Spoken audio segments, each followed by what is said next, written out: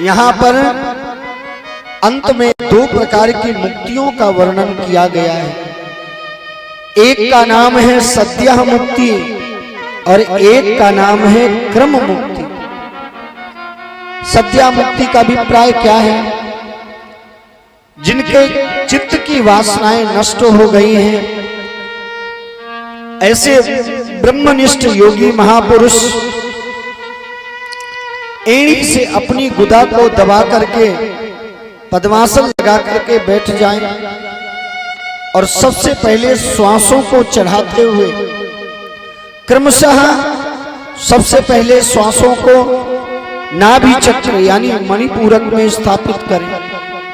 इसके बाद में षट चक्र भेदन करते करते श्वासों को ब्रह्मरंध्र में ला करके स्थापित करें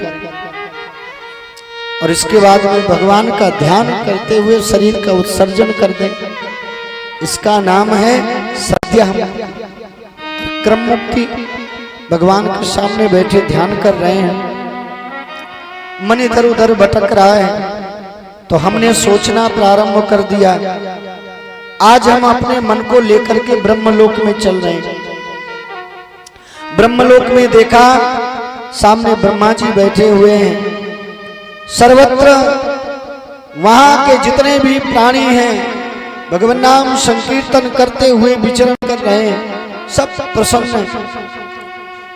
ब्रह्मलोक में कोई दुख नहीं है, सिर्फ एक दुख है और वो दुख क्या है? जब वहां से भी जीव पृथ्वी वासियों को दुखी देखता है तो स्वयं दुखी हो जाता है। वो सोचता है इतना अच्छा उपाय है भगवान का हरि भजन और ये लोग व्यर्थ ही जीवन व्यतीत कर रहे हैं। इसलिए क्रम मुक्ति का आश्रय भी ले सकते हैं।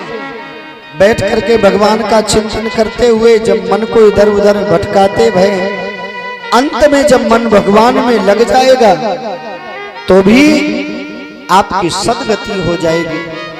इसका यहाँ पर वर्णन किया गया है। परीक्षित ने कहा, गुरुदेव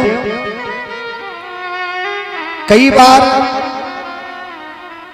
मानव अपने स्वार्थ में आकर के सकाम अनुष्ठान करता है, कुछ पाना चाहता है तो किसकी आराधना करे?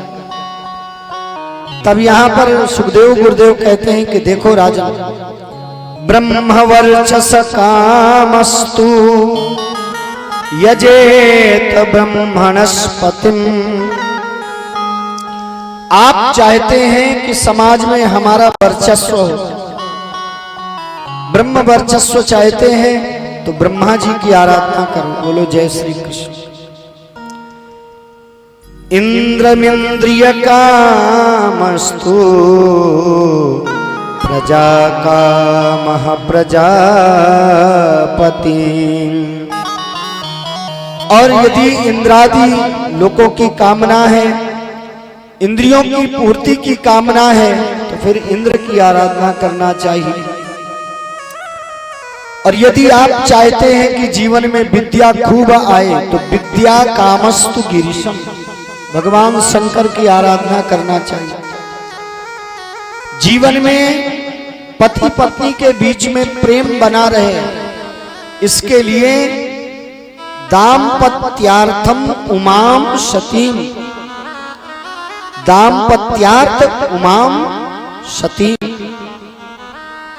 दाम्पत्य जीवन हमेशा अच्छा बना रहे, इसके लिए उमा यानी पार्वती जी की आराधना करना चाहिए। यहाँ पर एक एक आराधना के विषय में बताया गया है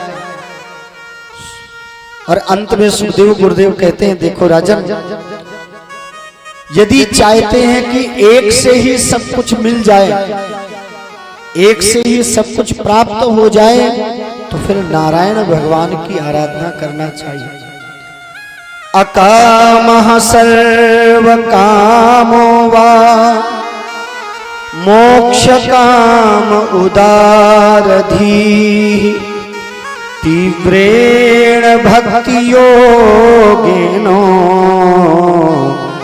यजेत पुरुषं परम तीव्रेण भक्ति योगेन यजेत पुरुषं परम। अकामः सर्व कामो वा, कोई भगवान की सकाम भक्ति करे या निष्काम भक्ति करे, भगवान दोनों प्रदान करते हैं। तो यजेत पुरुषम परम, भगवान नारायण की आराधना करना चाहिए, क्योंकि भगवान सब कुछ प्रदान करने वाले हैं। तुम्हारे निवेदन करने में देरी है, भगवान को देने में देरी नहीं। पर सही सही बताएं, हम जितना भूत पर विश्वास कर लेते हैं, भगवान पर विश्वास नहीं कर पाते। आधुनिक युग के पढ़े लिखे किसी ने कहा भैया फला चौराहे से मत जाना, वहां पर भूत लगता है, तो हम उससे क्या कहेंगे, अरे कैसी बात करता है यार, पढ़े लिखे होकर के ऐसी बात बोल रहा है, भूत ऊत कुछ होता नहीं है, कहता जाएगा चलता जाएगा। लेकिन जैसे ही उस चौराहे पर पहुंचा पूरा पसीने पसीने हो गए। किसी ने उससे पूछा भैया तू तो भूत को मानता ही नहीं था, तेरी ये दशा क्यों हो गई? उसने कहा इतने लोग कह रहे थे, यदि हुआ तो बस हमारी यही विडंबना। हम जितना भूत पर विश्वास कर लेते हैं, भगवान पर नहीं कर पाते। उससे चौथाई यदि भगवान पर विश्वास करने लगे तो साहब भगवान मिलने में देरी नहीं। और ऐसे वृंदावन में एक से एक संत हमारे जीवन की एक घटना है। विद्यार्थी काल का समय था,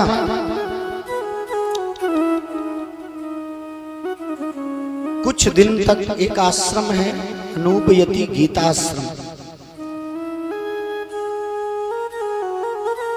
4-6 महीने वहां भी हम रहे थे। विद्यार्थी काल का समय था, वहां रह रहे थे। एक संत रोज आवे रात्रि के 10 बजे और जोर जोर से राधे राधे राधे, पूरी रात्रि बस राधे राधे ही करते हैं। अब जहां विद्यार्थी रह रहे थे उसी के पास में चबूतरा था, वहीं बैठ करके बोले। हम एक दिन ऊपर से नीचे उतर करके आए और उससे बोले बाबा आपको मालूम नहीं है यहाँ पर विद्यार्थी रहते हैं, पढ़ाई करने में डिस्टर्ब करते हैं। महाराज उन्होंने 10 मिनट तो हमारी संस्कृत में झाड़ लगाई, और फिर इंग्लिश में, और फिर गुजराती में, और फिर बंगाली में। ठंडी का समय था, पसीने पसीने हो गए। हमने उनके पैर पकड़ लिए, महाराज बहुत गलती हो गई, हमें नहीं कहना चाहिए। तब उन्होंने प्रेम से पास में बैठाला, अपने जीवन की उन्होंने घटना सुनाई। बोले कलकत्ता में हमें एक बहुत बड़े विश्वविद्यालय में प्रोफेसर थे, जीवन में पठन पाठन का कार्य था ही, सुबह से शाम तक उसमें लगे रहते थे। एक दिन कोई वृंदावन से वापस गया, उनके हाथ में राधा सुधानिधि जी थी। वृंदावन से लौट करके आए थे, ग्रंथ उनके हाथ में था, उन्होंने हमें भी पढ़ने को दिया। और जैसे ही हमने एक बार पूरी राधा सुधानिधि जी को पढ़ा, अचानक ऐसा हृदय में वैराग्य जागृत हुआ, रिजाइन दे करके सीधे वृंदावन आ गए।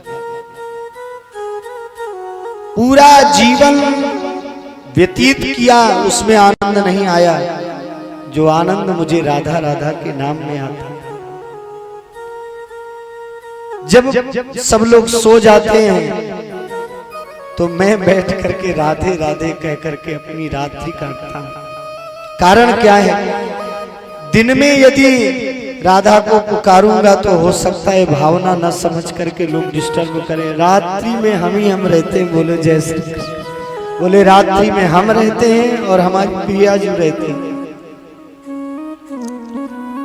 अभिप्राय क्या है? ये वृंदावन नित्य धाम है। यहां पर एक से एक साधक, एक से एक संत आज भी आराधना कर रहे हैं। इसलिए भूल करके भी कभी किसी संत का अपमान नहीं करना चाहिए। साहब ये वृंदावन धाम है और वृंदावन तो वृंदावन है।